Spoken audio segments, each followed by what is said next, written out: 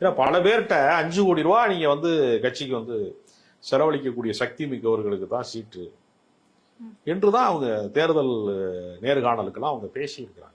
ஆனா அந்த 234 வேட்பாளர்களுக்குமே அவ்வளவு சொத்து இருக்கா, அவ்வளவு செலவு பண்ணக்கூடிய திறமை இருக்கா சார்?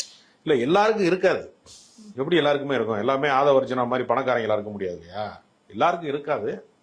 முடிந்தவரை பணக்காரர்களை, முக்கியஸ்தர்களை, கோடீஸ்வரர்களை, செல்வந்தர்களை, சீமான்களை எல்லாம் அவர் வந்து முதன்மைப்படுத்தி இருக்கிறார். அதான் உண்மை. அதை கடந்து வெற்றி தோல்வி என்னவாக போகிறது ஒரு கேள்வி இருக்கு.